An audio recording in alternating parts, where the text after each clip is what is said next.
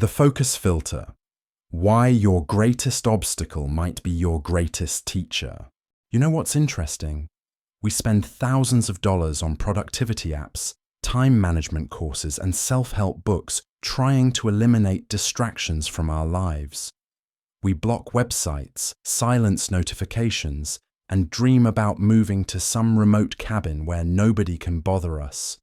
But here's the uncomfortable truth nobody wants to hear. The problem isn't the distractions around you. The problem is that you haven't given yourself a reason compelling enough to ignore them. Think about it.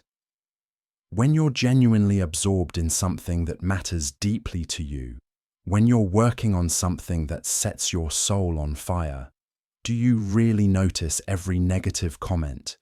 Do you really care about office politics? Or do they just fade into background noise?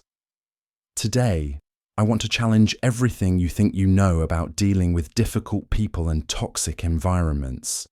Because the solution isn't what you think it is. Let me start with a question that might make you uncomfortable. Have you ever noticed that the same environment can feel completely different depending on what you're focused on? The same office that drives you crazy on Monday morning becomes almost invisible when you're racing to finish a project you're passionate about. The same family gathering that usually exhausts you with drama becomes manageable when you're excited about something happening in your own life. This isn't coincidence. This is your brain showing you something profound about how human perception actually works. We don't experience reality objectively. We experience whatever we're paying attention to. And here's where it gets really interesting. Your attention is the single most valuable resource you possess, and you're probably giving it away for free to people and situations that don't deserve it. Think about the last time someone said something negative about you. Maybe it was a criticism at work, maybe it was a comment on social media, or maybe it was just someone gossiping. How much mental energy did you spend on that? Hours? Days? Now think about this. While you were replaying that conversation in your head, analyzing what they meant, crafting the perfect comeback you'll never actually say, what weren't you doing? You weren't working on your goals. You weren't investing in your relationships with people who actually matter. You weren't learning, growing, or building anything meaningful. That person didn't just take a few seconds to say something negative. They got to rent space in your head for free. And you were the one who handed them the keys. This is the hidden cost of focusing on negativity that nobody talks about. It's not just that it makes you feel bad. It's that it's stealing the mental resources you need to build the life you actually want. Now, I'm not saying toxic people don't exist or that their behavior doesn't matter. That would be dismissive and, frankly, it would be gaslighting. What I am saying is this. Your response to toxicity reveals everything about where you are in your journey. When you're unclear about your purpose, when you're not fully committed to your goals, when you're just going through the motions, every negative person feels like a major obstacle.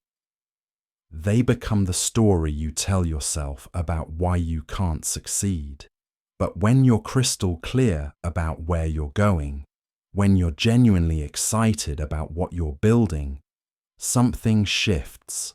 Those same toxic people start to feel like background noise, not because they changed, but because you did. Your internal signal got so strong that their noise couldn't compete with it anymore. Here's what most people get wrong about focus. They think it's about concentration, about forcing yourself to pay attention to the right things. But real focus isn't forced. Real focus is the natural byproduct of caring deeply about something. When you're carrying water in a spoon And you know that spilling even a drop means failure. You don't have to force yourself to concentrate. The stakes make the focus automatic. So the question isn't, how do I ignore toxic people?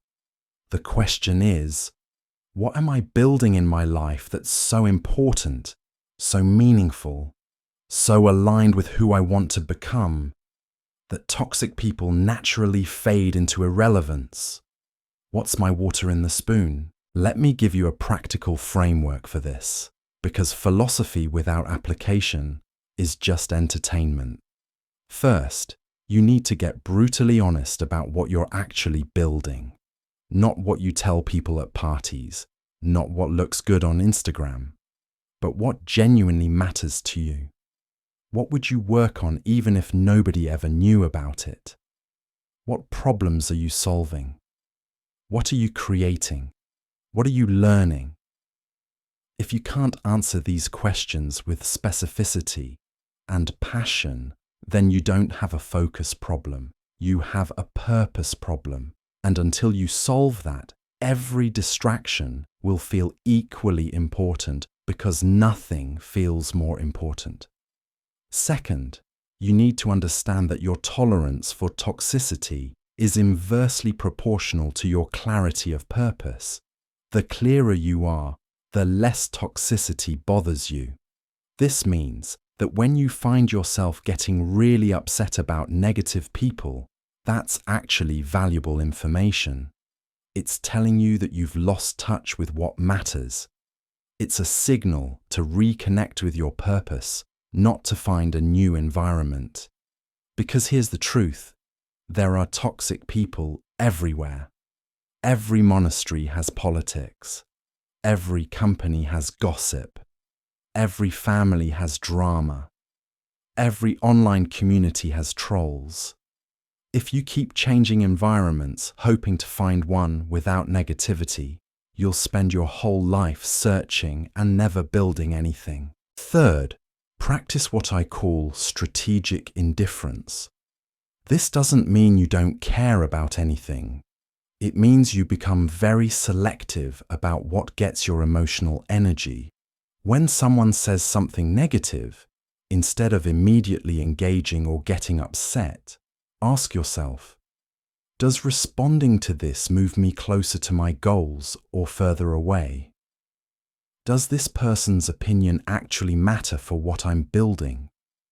Am I giving them my attention because they deserve it, or because my ego is triggered? Most of the time, the answer will tell you to let it go.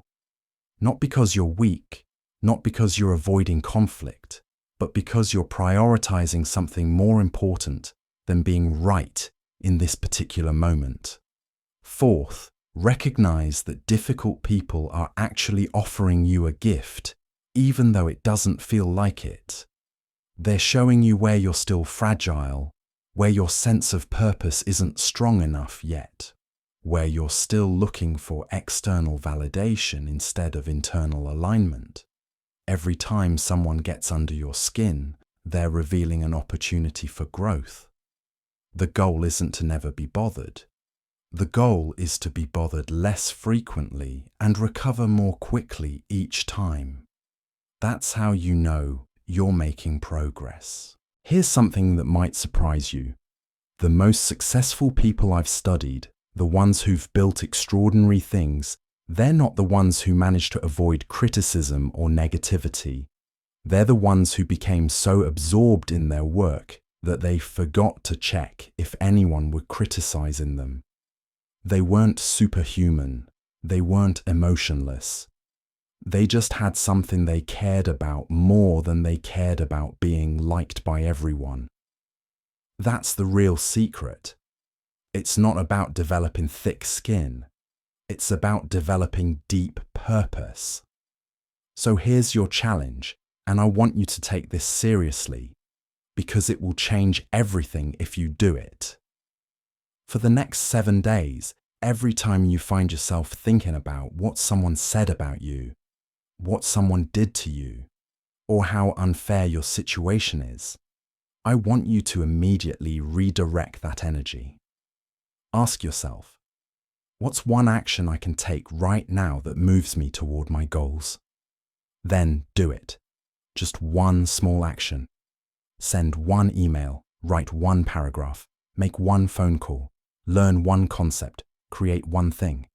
Over and over again, redirect the energy from reaction to action, from focusing on them to focusing on you, from noise to signal. You'll probably fail at this dozens of times in those 7 days.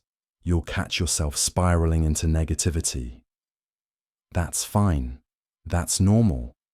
That's part of the process. The practice isn't perfection.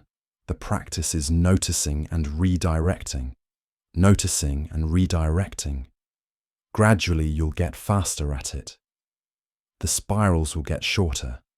The redirects will get easier. And somewhere in that process, you'll realize something profound. Those toxic people didn't go anywhere. They're still there, still doing what they do. But they don't bother you the same way anymore. Not because you're suppressing your feelings, but because you've genuinely found something more interesting to focus on. Your life is happening right now, in this moment. Every second you spend focused on negativity is a second you're not spending, building something beautiful. Every ounce of energy you give to toxic people is energy you're taking away from your purpose. You don't need a perfect environment to do great work. You don't need everyone to support you. You don't need to eliminate all the difficult people from your life. You just need a goal so compelling that everything else becomes noise. So, what's it going to be? Are you going to spend another year waiting for the perfect conditions, or are you going to pick up your spoon and start walking?